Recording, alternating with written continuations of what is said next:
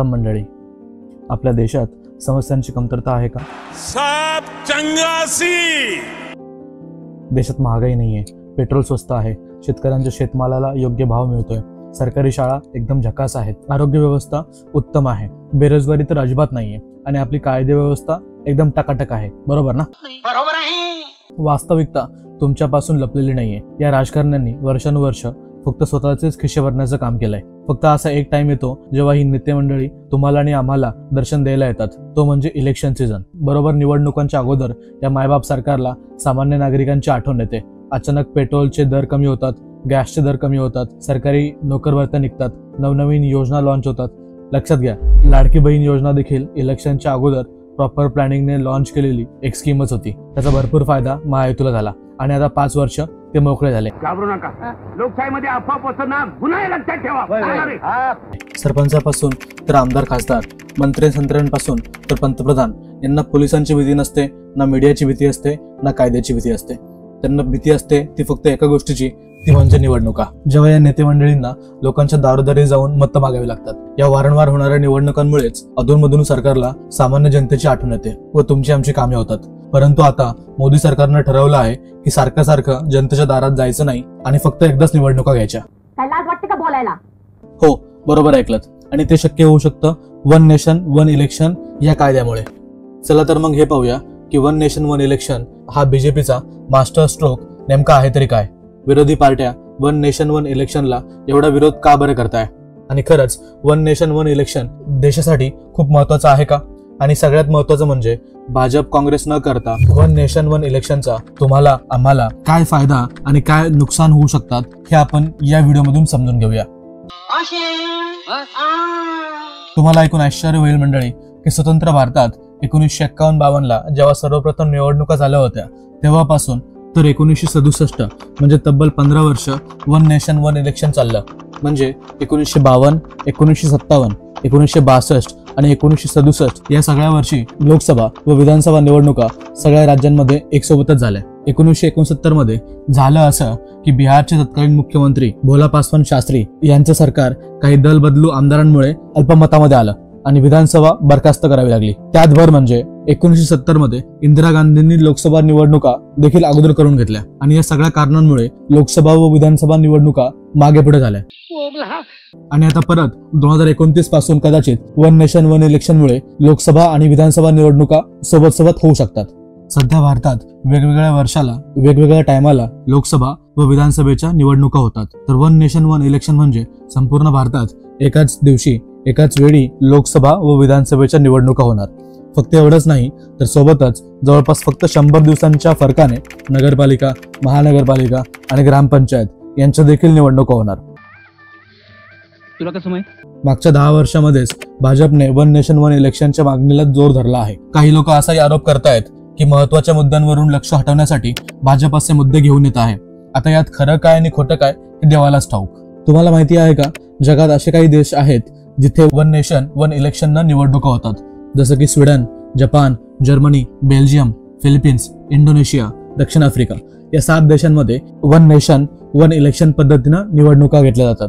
महत्वाची बाब म्हणजे जगभरातल्या 195 देशांपैकी फक्त 7 देशांमध्ये यशस्वीपणे वन नेशन वन इलेक्शन पद्धतीने निवडणुका होत आहेत.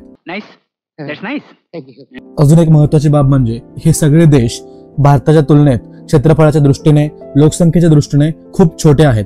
जिथे भारताची लोकसंख्या सद्यस्थितीला 142 करोडच्या घरात गेलेली आहे, तर वन नेशन वन इलेक्शन होत असलेल्या देशाच्या लिस्टमध्ये सगळ्यात मोठा देश आहे इंडोनेशिया. त्याची लोकसंख्या आहे फक्त 27 करोड. म्हणजे भारताची लोकसंख्या इंडोनेशियाच्या तुलनेत 5 पट जास्त आहे. यावरून हे लक्षात येतं की भारतासारख्या विविधतेने भरलेल्या देशात एकाच वेळी संपूर्ण देशभरात इलेक्शन करून घ्यायला सरकारची नाकी नऊ नक्कीच येणार आहेत. असे नका, आपल्याला काय करायचंय? आता आपण पाहूया वन नेशन वन इलेक्शनच्या समर्थनासाठी काय तर्क दिले जात आहेत आणि विरोधामध्ये काय तर्क दिले जातात. या विषयाला सर्वांनी गांभीर्याने घेतलं पाहिजे, कारण वन नेशन वन इलेक्शन नंतर आपल्या संपूर्ण देशाचं राजकीय चित्र बदलू शकतं. चालेल. आता जर आपण वन नेशन वन इलेक्शनच्या पक्षात बोललो तर काही लोक म्हणतील की हा भाजपचा चमचा आहे, आणि जर विरोध केला तर लोक म्हणतील की हा तर देशद्रोही आहे. तर या वादात न पडता आपण हे समजून घेऊया की आपलं संविधान काय सांगतंय, आपल्या सामान्य नागरिकांसाठी, मिडल क्लाससाठी काय महत्वाचं आहे. आणि जर तुमचंही काही मत असेल तर मला कमेंट करून कळवा. मी सगळ्या कमेंट नेहमीच वाचतो आणि त्यावर रिप्लाय देखील करतो. लक्षात घ्या, मी काय बोलतोय, मला काय वाटतं हे महत्वाचं नसून आपलं संविधान काय सांगतं, देशासाठी काय गरजेचं आहे हे जास्त महत्वाचं आहे. बरोबर आहे. चला तर मग पाहूया की वन नेशन वन इलेक्शनाच्या समर्थनार्थ काय तर्क दिले जात आहेत. सगळ्यात पहिला तर्क म्हणजे लोकसभा आणि विधानसभेची निवडणुका एकसोबत झाल्या तर निवडणुकीवर होणारा वाढीव खर्च कमी होईल. हे बरोबर देखील आहे. 2024च्या फक्त लोकसभा इलेक्शनमध्ये 1,35,000 करोड पेक्षाही जास्त खर्च झाला आहे. दुसरा तर्क असा, आजच्या घडीला देशभरामध्ये प्रत्येक वर्षी 4 ते 5 राज्यांच्या विधानसभा निवडणुका होतात, ज्याने राजकीय पार्ट्यांचा, नेत्यांचा मोठा टाइम प्रचार प्रसार करण्यामध्ये जातो. त्यामुळे जर वन नेशन वन इलेक्शन झालं तर 5 वर्षांमध्ये एकदाच या नेत्यांना प्रचारासाठी जाण्याची किंवा मोठ्या मोठ्या सभा घेण्याची गरज पडेल, ज्याने त्यांचा टाइम वाचेल आणि तो टाइम लोक कल्याणासाठी, समाज कल्याणासाठी त्यांना देता येईल. तर दुसऱ्या साईडला विरोधक तर्क देत आहेत की देशातले मुद्दे आणि राज्यातले मुद्दे वेगवेगळे असतात. एकसोबत जर निवडणुका झाल्या तर लोकल मुद्द्यांवरती निवडणुका न होता राष्ट्रीय मुद्द्यांवरती निवडणुका होतील आणि मतदात्याच्या निर्णयावरती याचा परिणाम होऊ शकतो. विरोधकांचा दुसरा तर्क म्हणजे जर निवडणुका 5 वर्षातून एकदा झाल्या तर आपले नेते डायरेक्ट 5 वर्षानंतर तोंड दाखवतील.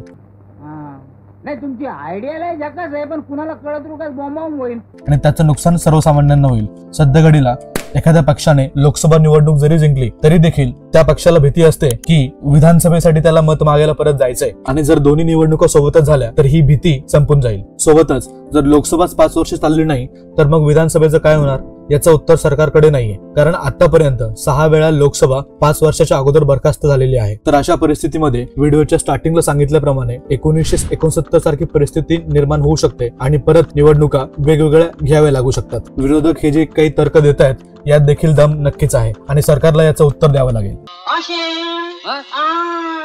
आता इतका वेळ जर तुम्ही व्हिडिओ पाहिला असेल म्हणजे नक्कीच तुम्हाला हा व्हिडिओ आवडला असेल. या व्हिडिओ मधून तुम्हाला काहीतरी महत्वाची माहिती मिळाली असेल, बरोबर ना? पण मला एक प्रश्न आहे, तुम्ही चॅनल सबस्क्राईब केलं का?